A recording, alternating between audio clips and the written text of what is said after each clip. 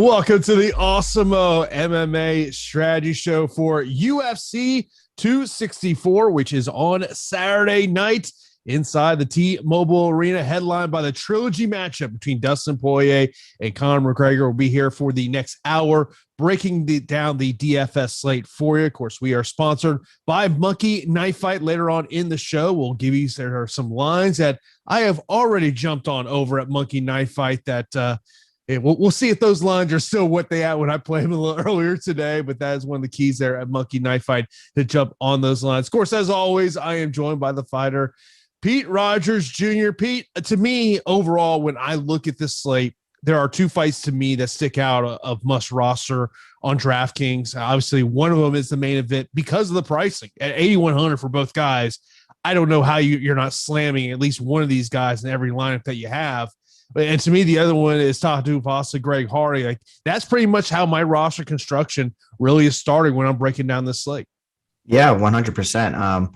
I agree with you. I think it's going to be very difficult to get away from the main event. I think that it's an excellent matchup, excellent implications. I mean, there's a lot on the line for both guys, a lot on the line for Conor McGregor and his legacy, a lot for Dustin Poirier to prove that he's, legitimately at the top of the division. I think that he's really showcased that over the course of his career. And I feel like we saw a great performance from him in the last time out against Conor McGregor. And we'll have to see how this fight plays out. But I think that roster construction starts at the main event and then, locating these volatile matchups. One that you spoke of between Tai Tuivasa and Greg Hardy. Some awesome salaries, some spots that are nice to target, and some matchups that I definitely have no problem fading.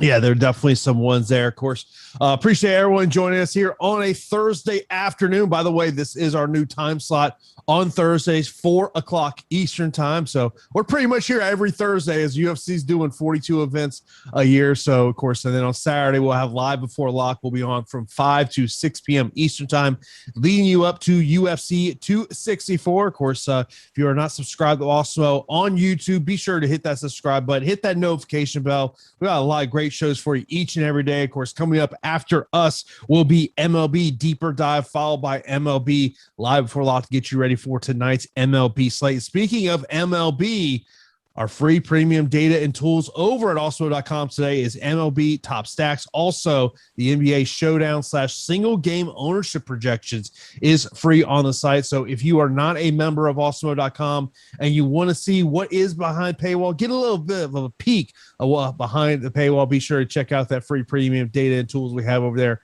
at Awesemo.com. But Pete, let's get right into this trilogy matchup. Conor McGregor versus Dustin Poirier. I've taken in a lot of things of content of Chris Weidman breaking down this fight. And the one thing that he really brought up that stuck out to me more than what anything else anybody brought up is he goes, everyone's talking about the calf kicks from the second fight.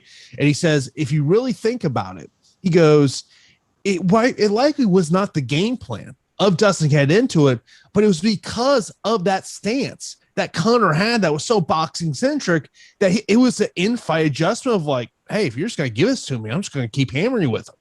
Yeah, absolutely. I think it had a lot to do with Conor training for Manny Pacquiao in hopes that match would actually come to fruition. It did not. And Conor thought, maybe he could run through Dustin Poirier rather quickly and, get a bigger fight as the year progressed. But I will say that it was an excellent adjustment from Dustin Poirier to start targeting that heavy lead leg of Conor McGregor. And whether it was a part of the game plan or not, if you land a shot and you notice that your opponent did not like it or that they're not adjusted to it and, their defense for that specific shot isn't there, you're going to go back to that well over and over and over. Just like if a fighter can't defend a jab or a left hook, they have a bad tendency of dropping their right hand. So you're just going to go to that left hook well over and over and over. And we saw the results of that. Conor McGregor's mobility was definitely, hampered. And then Dustin Poirier turned the tide, started to accumulate some volume, some big, heavy shots, and caught Conor McGregor with a beautiful hook that ended up sitting him down, whether it was, partially because he was off balance, but also a really strong shot. And then some follow-up ground and pound that was, turn the lights out of Conor McGregor, whether it was just a quick, like a flash KO or he was actually really, really hurt. I think that it was only going to get worse from that position. So it was a legitimate stoppage. I'm excited to see how this fight plays out. I think, the general consensus is that Conor McGregor is extremely dangerous within 2 rounds. Rounds 1 and 2, you have to be on your toes. You have to be, aware of that big left hand, aware of that counter boxing, because, despite Dustin Poirier showing that he has like a granite chin within the 155-pound weight class, he still has to be, aware of that power and aware of that timing. So as the fight progresses, Dustin Poirier should be able to take over. And I do like Dustin Poirier in the matchup, and it hurts me to say, I like both of these guys. I really do. I just feel like Dustin Poirier at this moment is the better MMA fighter. Yeah, I mean, I brought up this question yesterday on my podcast. Is Conor McGregor still an elite fighter heading into UFC 264? There's a lot of questions related to Conor. And look, I mentioned this from a DraftKings perspective, 8,100, 8,100. I'm creating a group in Fantasy Cruncher saying, give me at least one of these guys. Ideally, I would love for it to be a 50-50 type exposure, because I can make the case for Conor win the fight. I can make the case for Dustin Poirier win the fight. On DraftKings, I don't see how you can avoid this fight just because of the pricing. Now, FanDuel, I think it could. I can see why maybe you would avoid the main event because of the pricing of $20 for Poirier and $19 for Conor McGregor. But to me, like, I look at this and I'll say this, there may be a time by the time we get to the main event on Saturday night, maybe your DFS lineups just aren't in a good place. If you're looking to make a wager on these fights, I will tell you the one prop bet that stuck out to me above all else was Dustin Poirier via submission right now plus 650. Yeah, I think that it's a viable prop to target. Even Dustin Poirier did mention it in one of the interviews that I saw and listened to. He did mention that, he thinks it's going to hurt Conor on the feet and he's going to have some great moments, but he really feels like he might submit him. I think it's a nice spot to target. And I don't think that Dustin Poirier will shy away from takedowns or grappling just because Conor McGregor is kind of, talking down on grapplers and submission. So I think that Dustin Poirier, like, maybe wants to go to that well even more so, because like, you really hate it, and it's going to frustrate you if I'm trying to grapple you and put you on your back to nullify your strengths. So I'm going to do that to you, and I'm excited for it. I think that's an awesome prop to target, and live betting for MMA is easily the best thing you can do. So after rounds 1, maybe even after just round 1, you want to start looking at that Dustin Poirier line if it continues to go, and maybe that's where you could get a nicer spot. But if you aren't live betting MMA, I strongly suggest you start. Like, it's possibly one of the best sports to live bet. Oh, I mean, obviously I live in a state where betting is not legal, but I pull up, the DraftKings Sportsbook, and I just kind of see what that live line looks like. Just kind of see how people are thinking here. I mean, look, if you believe Conor McGregor is going to win on Saturday night, the likelihood is it's going to be in round 1 or round 2. So maybe you look at those prop bets right now. Conor to win round 1 is plus 250. And of course, by the way, Anthony, I appreciate you there in the super chat. Much appreciated. Look, if this fight hits round 3, rounds 4, it should be Dustin Poirier's fight. Obviously you have a lot of question marks. I mean, and I'm sure we're going to get this question on Saturday, so I'll just bring it up right now. You open the stack in the main event? I'm not. And I'm not because I don't think it goes the distance. If it goes the distance, I'll be really, really surprised. The price point is absolutely perfect for a stack. So if you are different than me and you think that it can go 5, then maybe stacking's viable for you. But for me, it's not. I either think that Conor McGregor gets it done really early, or that Dustin Poirier in the middle rounds takes out Conor McGregor. I think that Dustin Poirier is, he has more tools. I'm not so worried about his chin at 155 pounds as, we were at 145 pounds against Conor McGregor. The durability's there, and the cardio. I think the cardio is the number one thing, and that's the major concern around Conor McGregor is, okay, after rounds 1 and 2, he kind of falls off a cliff and isn't the same fighter. The pop isn't really there on his shots as it was early on. And also, like, I don't know, the toughness and the heart seems to sometimes be there. It's inconsistent, whereas Dustin Poirier gets lit up from Dan Hooker in that fight and, was still fighting through a war. And I think Dustin Poirier is a little bit more battle tested. The one thing that I'm looking to see, and we're going to find out very early in this fight, is the stance of Conor McGregor. Does he kind of go more to that bouncing in and out type style that we have seen with him? Is he throwing kicks quickly? Does he get away from that very boxing centric stance that he had in the first fight? Also, look, I'm interested to see what happens tonight at this pre-fight press conference, because Conor, old school Conor, is alive and well, fellas. He is alive and well. We have seen him, poking at Dustin Poirier. He had the voice memo he put on Twitter directed at Poirier. Then he has a screenshot, claiming that Poirier's wife is trying to contact him on Instagram direct message. Like, I can only imagine what it was going to be. I mean, look, I think that when you go back to their very first meeting, what was that, 2014, that clearly got into the head of Dustin Poirier leading into that fight. But he's a much older guy. He's talked about that. He's talking the game, that this isn't bothering him. But Pete, this. Mental warfare is an aspect of the fight game. And the question is, yes, Conor is selling pay-per-views. I had a buddy last night tell me, he goes, man, the way Conor's talking, he goes, he's got me to buy the pay-per-view, so like that's part of this fight. Yeah. I love Conor McGregor. Like, he's one of my favorite fighters of all time. I also realized that, this isn't an easy matchup for either fighter, and mental warfare was a huge part of the first encounter. And, you saw an immature fighter in Dustin Poirier, where he allowed it to get in his head, and he fought a little emotional, was a little pissed off. I think that the more mature Dustin Poirier, the more battle tested, he's seen it all in the octagon, and he's fought a large portion of the 155-pound weight class. So I don't think that he's going to be flustered too much, but the only person that can really answer that is Dustin Poirier. We won't know, especially with a large crowd in attendance, how the crowd will affect the performance of either one of these fighters. I will tell you that McGregor thrives off of a crowd for sure, and perhaps the limited attendance in Abu Dhabi maybe was a slight tick in Dustin Poirier's favor. But we will have to see. I can't fault you if you like Conor McGregor in the fight. I personally like Dustin Poirier at 8,100. I'm excited for the fight, and it's a spectacular main event. On my podcast yesterday, I picked Conor. Really? My co-host, he picked Dustin. I think this fight's and the betting odds show it. This is a very close fight. I think either one of these guys can go it this way. But if Conor's going to get the job done, he gets done early. Kevin in the YouTube chat says, he goes, I'm a huge Poirier fan, but McGregor won that first round, and Louis has been living in the gym knowing he needs to win this fight. I think he can put him out. I was watching the countdown show. That was my biggest takeaway about the difference between Conor McGregor and pretty much every other MMA fighter, where Conor McGregor has a financial ability to literally go wherever, set up his own gym, bring in all of his coaches, all of his training partners, take care of all their living expenses, and everything is about the fight. It's just, can you name me an MMA fighter that can really do that? Besides Floyd Mayweather, no. And he's not an MMA fighter. So I think that Conor McGregor is in a league of his own in regards of that. But, he doesn't need to fight. So clearly he wants this back. And this is like a revenge spot for him to get, to really put a stamp on this trilogy and say that he was the better fighter than Dustin Poirier. He was able to do it in the Diaz.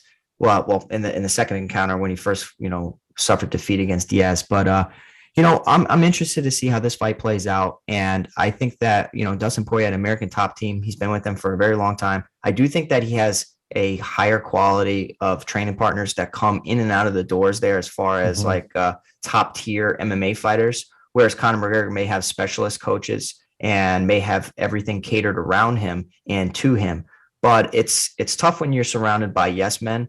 I'm not saying that's the case for him, but I will tell you that, Dustin Poirier is probably, bleeding and sweating in the gym around hungry fighters that don't really care that he's Dustin Poirier. Yeah. We American Top Team. It's a massive facility, and fighters going in and out of there. Let's leave this fight on this question from someone in the chat asking Pete, how much Conor will you have? Yeah, so it's a split for me, right? Like, if I'm doing a 150 max, there's no way I'm not putting Conor McGregor in there. He's done the unthinkable many times. I think it would be more like a 60-40 for me. I do favor Dustin Poirier, but I can't ignore Conor McGregor. And it's not like you're paying up for one and you're getting one at a discount. They're both at 8,100 flat. So, it's nice either way. 60-40 split for me, leaning towards Poirier.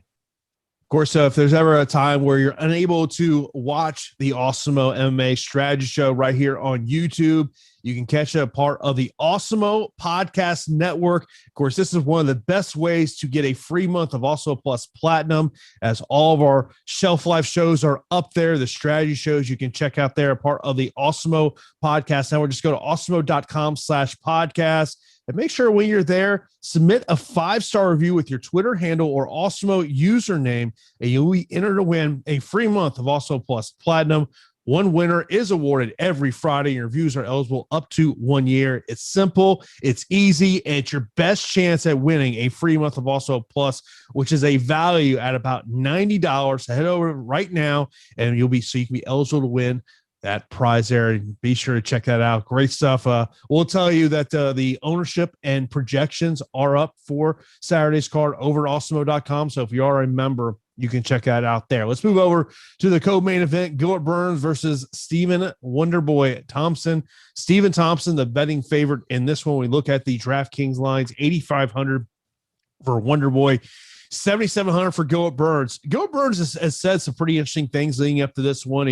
He's talked about, the fight against Kamaru Usman, how it was a great learning lesson for him. Mentioned about it, he was overconfident in that one. But let me ask you this. He's brought in Raymond Daniels, which he said it was actually John McCarthy who recommended this to him. But can you get used to a Wonderboy style in a 6-week training camp? 6 weeks is tough because karate styles are very difficult to deal with.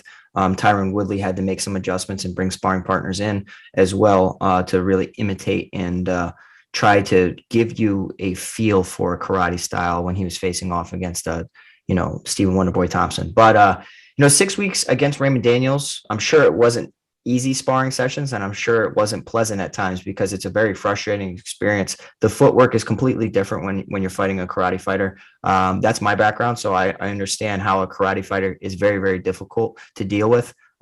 It's the footwork, it's the elusive striking, it's the kicks that a lot of people that really underestimate. You have the nice side kicks, you have the nice lead leg round kicks to the head, and then the angles. You see Stephen Wonderboy Thompson, if we're going back, you look at him piecing up Jorge Masvidal, Vicente Luque, Jeff Neal, all heavy hitters that have similar power to Gilbert Burns. I think that Gilbert Burns really has a grappling advantage. That's nothing new. Everybody knows that. Like, if he can get Stephen Thompson down, he's going to be able to, possibly work on getting a submission finish over him. But I think that Thompson's takedown defense is pretty solid. He'll be able to keep it on the feet. And I think this is going to be a fight played out at range. So range, elusive striking, and footwork are the 3 things that he had to have covered in those 6 weeks. And now you're talking about all the tricks up Wonderboy's sleeve. So it's a lot to deal with. And I think that anytime you are facing off against a karate fighter, you need a long time to prepare. So I do like Stephen Wonderboy Thompson in the matchup. But as far as finishing ability, Gilbert Burns, if he lands that big right hand, we have seen Thompson hurt at times. Yeah, I mean, I'm more in terms of when we're talking about, building lineups. I'm more interested in Gilbert Burns because of, the ceiling for him. But, I do feel that Stephen Thompson is going to win a decision here. And Kevin says, he goes, Wonderboy is also just an interesting DFS specimen. He could easily go a distance and get a lot of significant strike, but could not be an optimal. He stays careful at range. Yeah, that's the thing about Stephen Thompson. Like we were talking before the show of like, okay, what's the percentage of, say, Stephen Thompson getting 90 points, which that to me, when we're talking about GPPs, I think that's the number you got to be targeting with Stephen Thompson based on the rest of this card and at his price point. I just don't know if he can get there, Pete. Yeah, 8,500 to get you 90 points. I'd probably say early before the show, I said around 20. I'll bump it up to about 33% of the time. So I'd say a third of the time he can get there. It's the accumulation of shots. If there's a ton of significant strikes, if he's able to plant Gilbert Burns, with a knockdown, maybe even a potential finish. But I will tell you that Stephen Thompson he's not going to be, anxious. He's not going to go out there and rush anything. So if you're looking for a fighter to go out there and get you a round 1 KO, there's probably better spots to look because Thompson's going to be very patient, methodical, and be a sniper on the outside, picking apart his foe. And, ultimately, once he gets into a rhythm, you saw it in the Vicente Luque, that's when he starts to thrive and shine. And with Gilbert Burns, cardio in question, that could be a nice potential finish, a late finish. But at 8,500, I'm going to be probably level with the field, maybe slightly above, but I'm tempering expectations. I don't expect him to go out there and get me 100 points, but I expect him to win the matchup. Yeah, I would prefer putting Thompson in a cash game as opposed to a GPP. In terms of the prop bet, the one that does stick out to me is Stephen Thompson wins by decision plus 160. Of course, you can head over to OddShopper at Awesemo.com to check out all the betting lines in this one. I mean, look, I think if this was a 5-round fight, maybe my thought process would be a little different. And that's actually, Burns admitted, he's like, I wish this was more of a 5-round fight than a 3-round fight. But he said, he goes, look, the opportunity to be the co-main event of a Conor McGregor card, he goes, you have to take that. You have to take the fight. And so, but he's a guy that, it's potentially a long road back to getting a title matchup. And I think you could very easily make the case, even though Dana White has said Colby Covington will get Kamaru Usman next.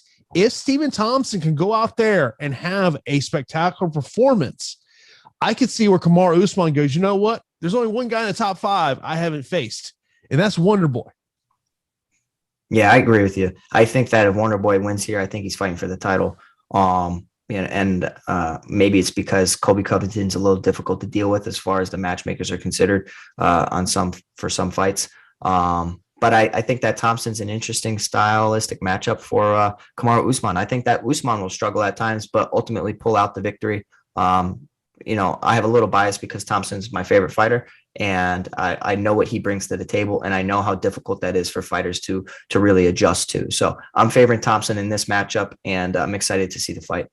Yeah, well, really for Wonder Boy, this is probably his last chance to make a run at the title at 38 years old. Even though he looks like he's about 27, he is 38 years old. Let's move on to the next matchup. It's a heavyweight matchup between Tai Tuivasa and Greg Hardy. Tai Tuivasa 8,400, 7,800 for Greg Hardy. This to me is a fight in terms of GPPs that you have to be targeting, because the likelihood is I believe someone will get knocked out in this fight. One of the concerns I have on the Greg Hardy side, he's talking a lot about boxing, which kind of makes me wonder, if Tai Tuivasa does go with a leg attack on him, how will he handle that there?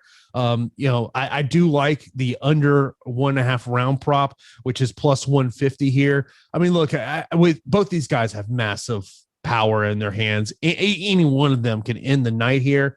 I think Tai Tuivasa is the better mixed martial artist, but Greg Hardy has got some pop in those hands. Yeah, absolutely. This is an extremely volatile matchup between Greg Hardy and Tai Tuivasa. You have two guys who hit really hard. It's in the heavyweight division, and they both have horrible cardio. So the likelihood of this going 15 minutes is pretty slim. I think somebody's going to get finished or somebody's going to quit on the stool. And I think that Greg Hardy, if he doesn't land a shot within round 1, I think it's Tai Tuivasa's fight. And, Tai Tuivasa hits really hard, has strong leg kicks. So automatically, that Tuivasa is going to want to expose that heavy leg of Greg Hardy that was susceptible to shots earlier on in his UFC career. So Tai Tuivasa just needs to make sure that his head is off the center line when he's throwing those heavy, heavy leg kicks, because Greg Hardy does pack a punch. And we did see that he can counter decently well on the Contender Series. And it hasn't really materialized into the UFC yet. But, I think somebody's getting knocked out here. And that's no surprise to anybody. I don't hate the Greg Hardy call. I just think it will happen on a counter or a wild exchange. Maybe Tai Tuivasa gets a little overzealous and drops his hands. I just have, memories of the Junior Dos Santos exchanges and how Junior was able to clip him while Tai Tuivasa was throwing. I'm not saying that Greg Hardy can do that. I'm just saying that there's an opening there. I'm favoring Tai Tuivasa at 8,400. I think if he avoids the big shot, he can potentially break Greg Hardy and be on his way to a nice score at 8,400. Yeah, this will be my second most exposed fight behind the main event. Yeah. Someone asked if we would have 100% exposure for Tuivasa and Hardy. I don't know if I'll say I would go 100%. Yeah. I would say that I will probably be in the 60 to 70% range on this fight. Yeah, I think 60 is proper, right? Anytime you're above 60, like you're really bullish on the fight, things can go really well for you or not so well. And I think that this is a nice matchup to target for GPPs. For cash, I'd probably look elsewhere because it's not the safest for either fighter, and they both are dangerous. So let's not dismiss, Greg Hardy's athletic ability, but as far as being an MMA fighter, I think that Tai Tuivasa is the better overall one. Of course, if you want to get access to all the great premium data and tools we have over at Awesemo.com, you got to sign up for Awesemo Plus weekly pass for $29.95. And we do got a promo going on. If you are a new user for your first week of Awesemo Plus Platinum, just use the promo code MMA Strategy Show. That is one word, all caps, MMA Strategy Show, for 25% off your first week of Awesemo Plus Platinum. And of course, if you're only looking to play MMA DFS, you can sign up for MMA Plus weekly pass for $8.95. Stop guessing, start winning. Join Awesemo Plus today. One of the great tools I love to use there is that top fighter tool. It gives you where you can see everything, figuring out that top 6% over 100 points. So great tools to use over there. Of course, these are the tools that Alex Baker, the number one DFS player out there, uses every day to help develop his line. So be sure to check out those premium data and tools over there. As I was checking out those ownerships a little earlier today and trying to figure out who I could potentially get a little bit of leverage on. So, but Pete, let's move on to the next matchup. Irene Aldana taking on Yana Kunitskaya. Yana Kunitskaya 7,900. Irene Aldana 8,300 over on FanDuel. It's $16 for Aldana, $13 for Kunitskaya. This is to me, and we'll talk about Monkey Knife Fight because this is one of the Monkey Knife fights that I saw that line. I said, okay, I need to hop all over this one. But to me, if you're Irene Aldana, it's about keeping at range and staying off the fence to where that's where I think Kunitskaya wants to take this fight. I think she wants to get up against the fence, make a clinch fight, potentially get a takedown. Yeah, absolutely. So I think that Yana Kunitskaya is going to be one of the most popular underdogs on the slate. And, I don't blame people for targeting women's MMA.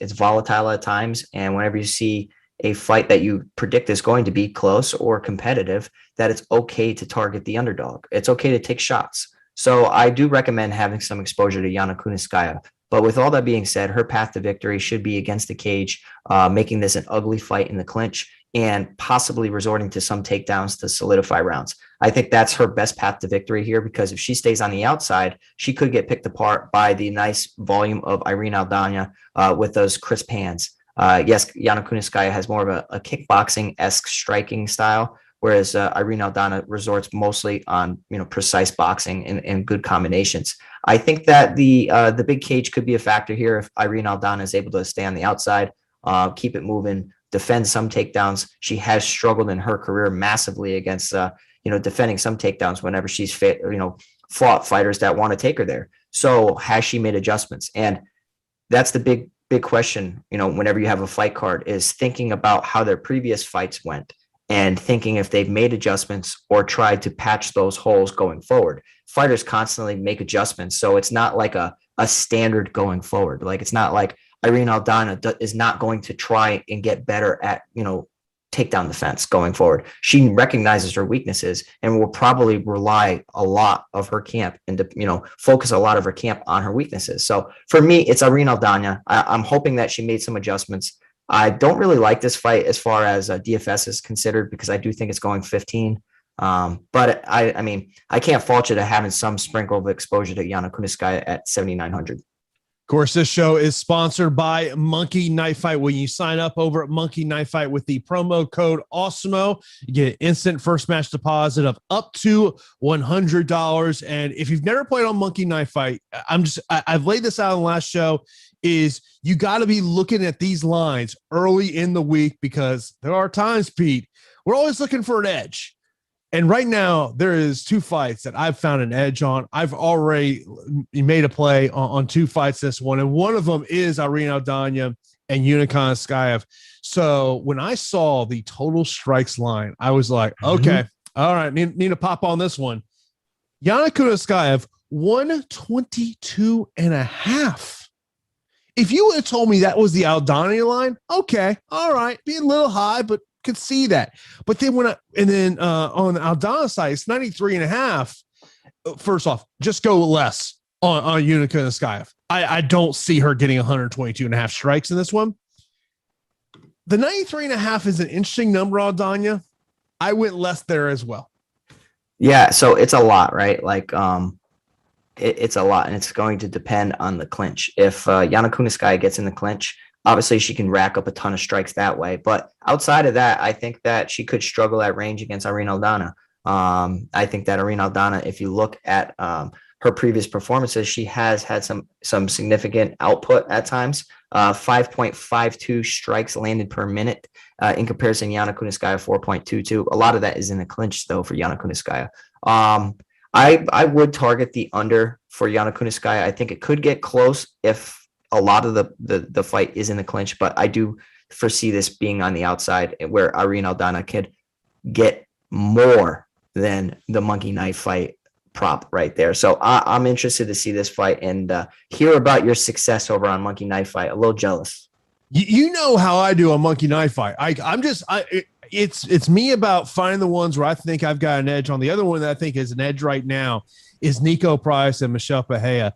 Niko Price 90.5. That stuck out to me because I was like, man, for Niko Price to get 91 strikes, it's going to have to go 15 minutes. Michel Pereira on the other side, he's 76.5. This was another double less situation for me because, the last two fights, and we'll talk about, Michel a little bit later, he's shown a very, not the balls to the wall capoeira fighting style that we saw in his early couple of fights in the UFC, where now it's more calculated. This is one of those ones that also stuck out to me. That's why I always say is early in a fight week, you play over a Monkey Knife Fight, you got to look at what these are because these lines are going to change based on how people are playing. Yeah, for sure. I mean, in Niko Price's previous two fights, he landed 150 significant strikes against Donald Cerrone and 129 against Vicente Luque. Now, you did tell me prior to the show that he's looking to make some defensive adjustments and possibly change his, not his style, but his aggressiveness and being a little bit more calculated. And it's kind of odd because Michel Pereira is looking to do the same exact thing. And he has done that since suffering a defeat to Tristan Connolly and then a DQ loss to Diego Sanchez. He's kind of taken on a more methodical approach. So I think the less is very interesting, especially when you have chin, questions regarding, Niko Price. If he gets hit by a big shot of Michel Pereira, how does he respond? And, of course, the opening fight of the main card is going to be Sean O'Malley taking on Chris Montinho. Mike Peterson already checking in over in Slack saying, okay, Pete, I told you I would be here. I'm waiting for your take on Chris Montinho. Look, I'm familiar with Chris Montinho. You're familiar with him being in the Northeast. I've interviewed Chris on a couple of occasions. I mean, look, I think stylistically this is a great matchup for Sean O'Malley. Chris Montinho, the one thing you can say about him is, look, he's going to go for it, but he's going to leave himself open to things. Yeah. So let me say that, props to Chris for making it to the UFC and taking this on short notice when a lot of fighters were a little hesitant.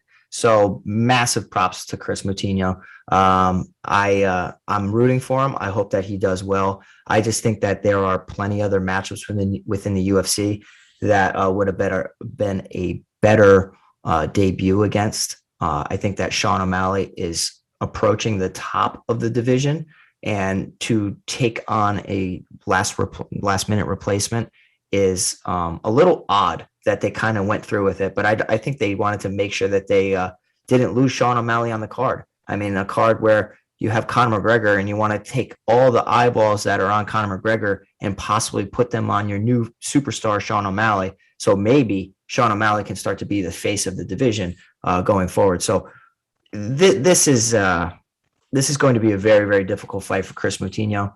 But I do think that there is, a glimmer of hope for him to get in there if he makes this a grappling match. If he's able to go in there and get back to his wrestling roots and, try to implement takedowns.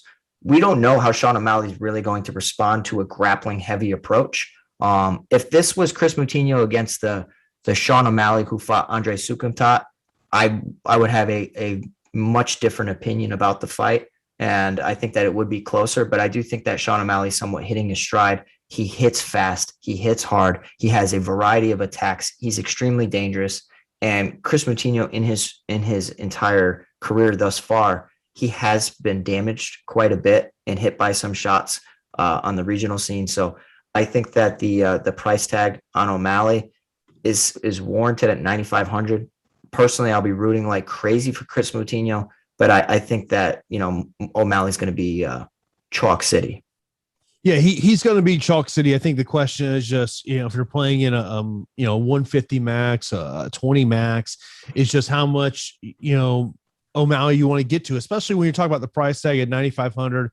He's most expensive on both DraftKings and over at FanDuel. FanDuel, he's $23. So, maybe, if Chris does try to go that takedown route, that maybe, you can rack up some additional points over there on the FanDuel side of the equation. But yeah, to me, look, if you're playing a 150 max, take some darts on Moutinho, because if Moutinho can shock the MMA world on Saturday night, if you've got him in a lineup, man, you're going to be in great position.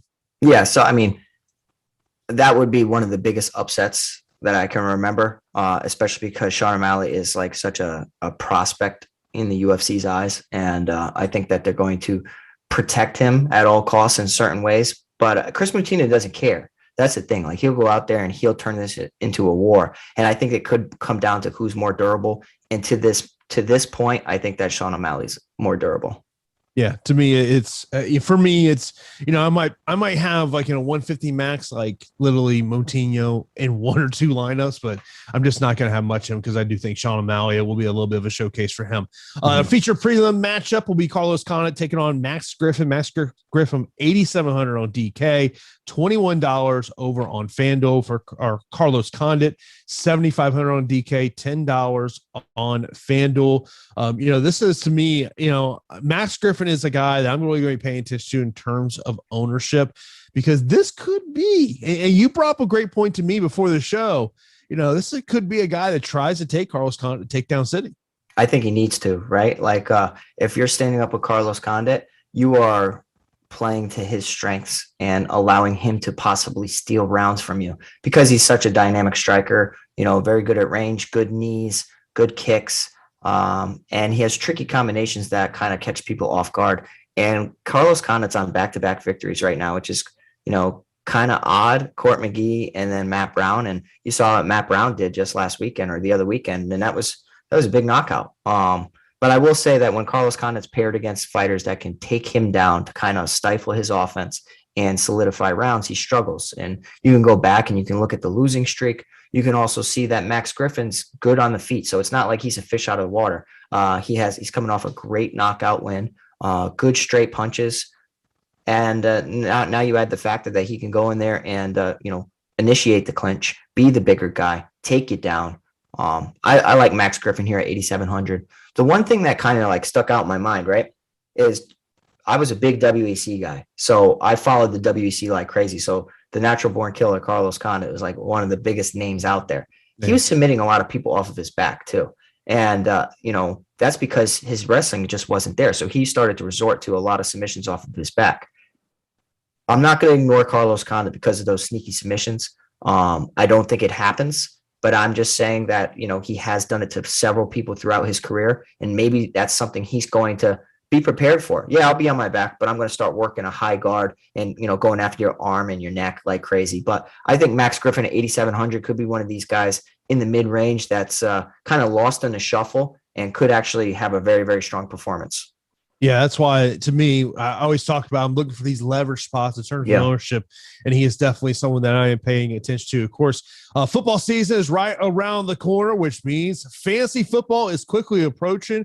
And if you trust us with DFS, there's no reason not to trust us with your season-long and best ball fantasy football teams. The same data and analysis that goes into our DFS content tools is going into fantasy football, and we have plenty in front of the paywall for you to get started, which includes rankings, a ton of free articles and videos from Lawfully and Matt. There's a couple things you need to do. First, go subscribe to the new Awesemo Fantasy Football and follow at Awesemo Fantasy on Twitter, as well as the Awesemo Fantasy Football Facebook page. Move on to the next matchup. Niko Price against Michel Pereira. Michel Pereira, 8,900, 7,300 for Niko Price. And then over on FanDuel, 19 and 14 respectively. This is one of those ones I feel like GPP, you also got to be kind of looking at just because of who these guys are. Even though Niko Price has talked about, being more defensive instead of getting these wars, he also kind of admitted that, hey, the dog fight can still come out in me. All things happen. Michel Pereira with that capoeira style, we saw that exciting style early on in his UFC fights, but his last two fights, it's been a more calm, calculated type matchup. This is one of those ones that even at 8,900 with Michel here, this is a fight that I want to have both sides on. And I mentioned in our Slack channel earlier this week that there were some underdogs that I'm really paying attention to. Niko Price is one of those underdogs. I can't fault you, man. And I will tell you that I wish the UFC did this matchup before both of these guys started to be a little bit more calculated and methodical. When they were just two wild men, I wish they would have paired them up against each other, and that would have been fireworks. Now, this fight still might be fireworks, and I think that it has the makings of being a fantastic fight. You have Michel Pereira, who has more diversity within his striking attack. You have Niko Price with the more thudding power, I would say, and he really throws down and has some sneaky submissions. So I definitely will have exposure to Niko Price. I think he's one of the best underdogs on the entire slate. So you need to split your exposure there. But for me, I feel like Michel Pereira could possibly expose that chin issue of Niko Price that was, evident early on in his career. I mean, the Vicente Luque, the Jeff Neal, Abdul Razak Al Hassan, those are three fights where Niko Price has taken a ton of damage, and I can't really say the same about Michel Pereira to this point. So I'm leaning Michel Pereira, even though it's at 8,900, even though I have questions regarding the aggressiveness of both men. And I never thought I'd really say that, but the interviews and how they're saying that they want to, kind of refine their technique and calm down a little bit and be more defensive minded is always something to note. But I'm favoring Michel Pereira ever so slightly. I don't hate the Niko Price underdog call though, Jason. Yeah, it's just in terms of GPPs. I mean, look, it's a boom bust type play for Niko Price, but to me, I am going to take some darts on him at 7,300. Love the price point. Another fighter down that range that I like the price point. I'm going to take some shots, and that is Ryan Hall at 7,100 taking on your boy. First off, I'm watching Toporia's chat with the media yesterday. Yeah. And I'm really wondering is how I feel like he's trying to, he's not giving the proper respect to Ryan Hall because Pete, you don't want to play jujitsu with Ryan Hall. Yeah. So the one thing that happens a lot in MMA fighting is that egos get in the way of facts or footage or opponents sometimes. And you feel unstoppable at times. And I think that's where an undefeated fighter like Ilia Topuria is at right now. A lot of undefeated fighters have this problem where, well, it's very good when you're winning, but also when you lose, it's very difficult to deal with. So Ilia Topuria, much better striker than Ryan Hall. I'd probably say the better wrestler, but the jiu-jitsu is where he could fall into a trap from Ryan Hall, who has so many sneaky skills up his sleeve and so many different entries into leg locks that even if you think you're comfortable, you're not, because I'm telling you, Ryan Hall's, leg lock game is, leaps and bounds above everybody. So Ilia Topuria does seem like he's overlooking Ryan Hall, and that's a very, very dangerous thing. So him overlooking him does make me like Ryan Hall a little bit in my GPPs. So I wasn't going to get to much Ryan Hall.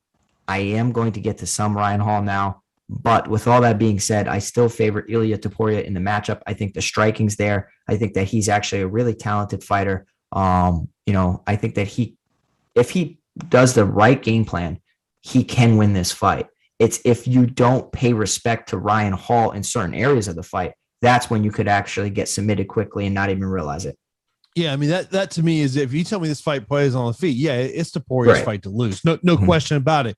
But if this thing does go to the ground and you're a Topuria backer, that's when you're scared, because you just cannot play jiu-jitsu with Ryan Hall. Otherwise, it may be a tap or snap type situation with 100%. What he can do. But that has got to, look, if you Topuria, I still believe is a solid play. but he's got to keep the fight on the feet. This goes to the ground. That's when you want to have Ryan Hall in your lineup. Yeah, it reminds me of that Jamal Hill Paul Craig matchup, right? Where Jamal Hill is undefeated, he looked great, and then ran into a guy that's a specialist on the mat and got a little overzealous. So hopefully Ilia Topuria doesn't do that, because I do like his promise within the division. Bro, someone bringing up your favorite L word in the chat. I don't know if I'd say Topuria is a lock, because the leg lock game is just the better fighter doesn't always win. And that's why the word lock is so difficult for MMA, because the better fighter doesn't always win. And you could do all the analysis in the world, and on that given night, somebody can just go out there and completely upset you. There's only one fighter on this card that I would be tempted to go just lock him in every lineup. And you know who that is. Yes, I do. Okay. I'm like, does he forget the conversation we had like 10 minutes ago? No, I had to scroll on the Tapology. I'm like, who's he referring to? Yeah, you were for Sean O'Malley. Yes. Let's move on. Next one, you got Giles against Dupuis. 8,200 for Dupuis, 8,000 for Trevin Giles. What are your thoughts on this one? Yeah, so I think that this is going to be a very, very popular fight to target, especially from the underdog. I think you will have plenty of people looking at Trevin Giles because it's this 8,200, 8,000 fight, where I consistently struggled with this fight with this salary range. But I do like Dricus du Plessis here in this matchup. I think that he has the more powerful shots. I think that he has the more finishing potential out of the two, whereas Trevin Giles can kind of squeak out a decision and get by behind his jab, good straight shots, some strong takedown defense. As long as his cardio holds up, I think that Dricus du Plessis, will throw with bad intentions and could resort to some takedowns, or possibly hurting Trevin Giles and capturing that neck, because in Trevin Giles' losses in the UFC, we have seen that he's suffered some submission losses to Gerald Mearshart, Zach Cummings. I'm not saying that it's going to happen, but I think that the way that Dricus du Plessis hits you, he could rock you, scramble your brain. You end up getting put on the mat, start to work back to your feet. You leave your neck out there, and next thing you know, he's taking it home. So I like Dricus du Plessis moving forward in the division, and that's why I like him in this fight. I think Trevin Giles is pretty talented, but I'm gonna lean towards du Plessis. Yeah, I'm with you on there. Next up, we got Jennifer Maia versus Jessica Eye. Maia 8,800, 7,400 for Jessica Eye. This is one of those fights in this card that I just don't think I might just X both of these out and just pay my attention everywhere else, because the price.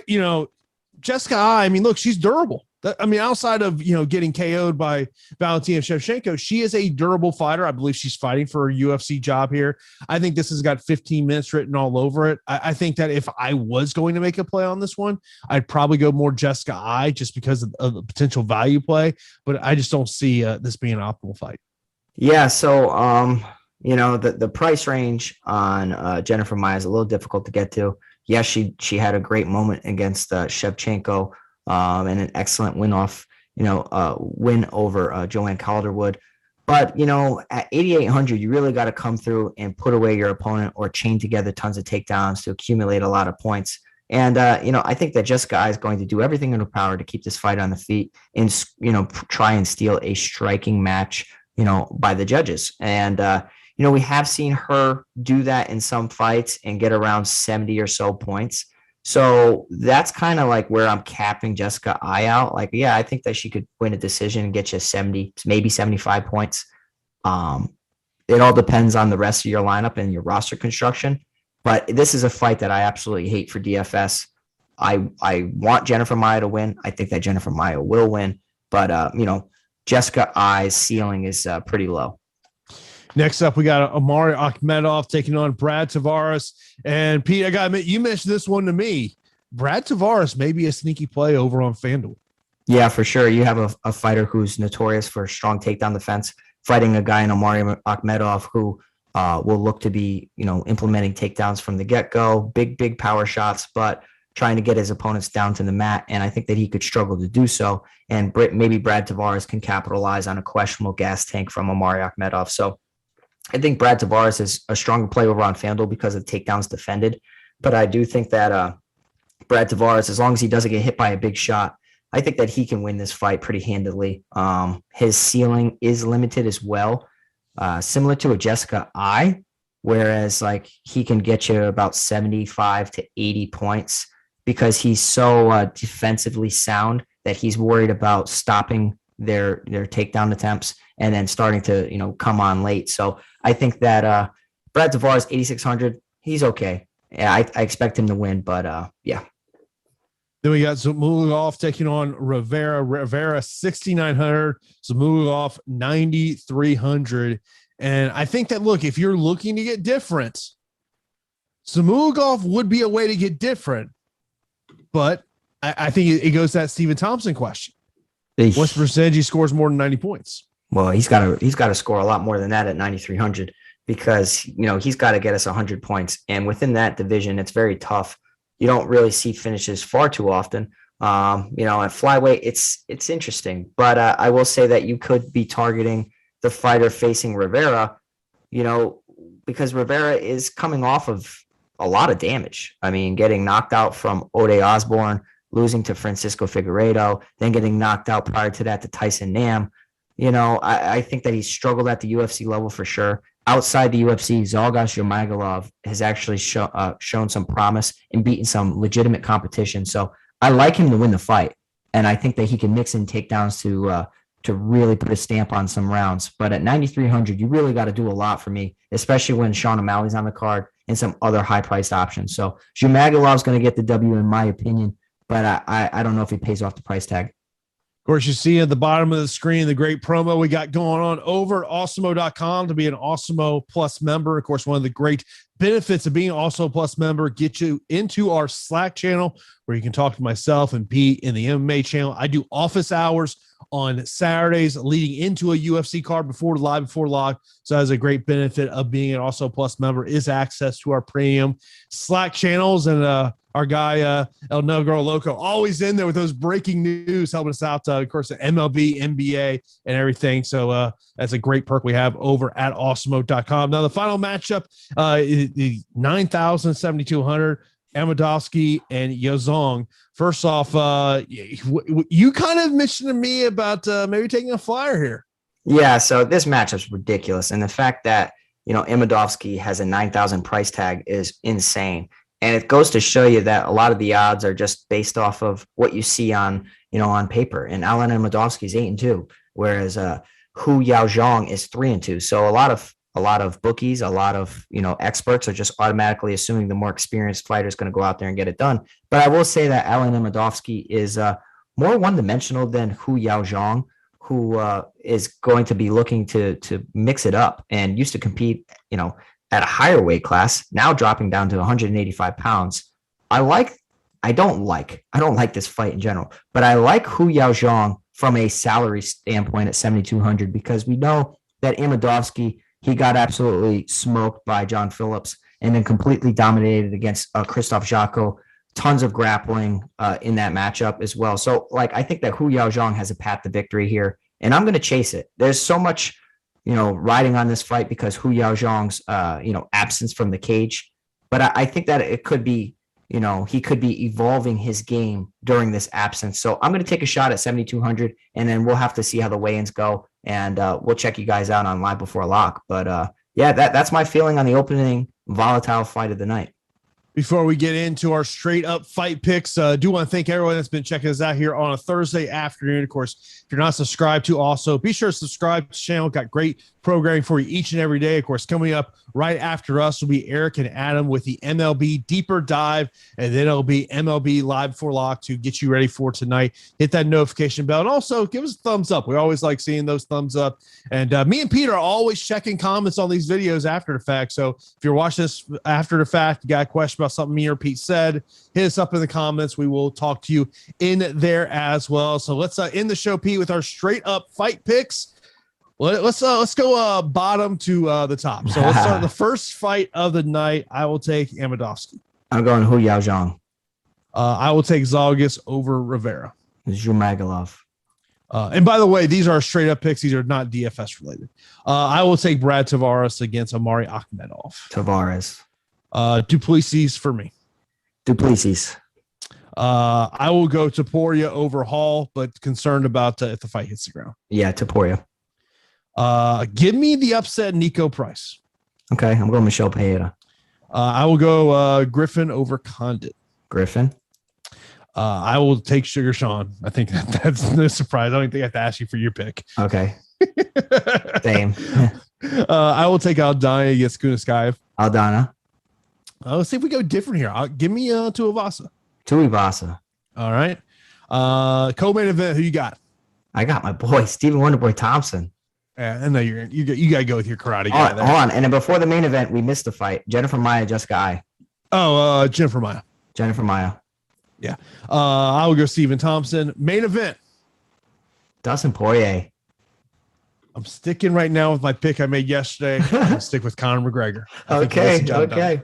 All right. We'll see. We'll see if I'm right. But that is going to do it for this edition of the Also MMA Strategy Show. We will see you on Saturday for Live Before Lock, 5 p.m. Eastern Time. Coming up next is MLB Deeper Dive. Hopefully everyone has a great rest of your afternoon, and we will talk to you on Saturday for Live Before Lock.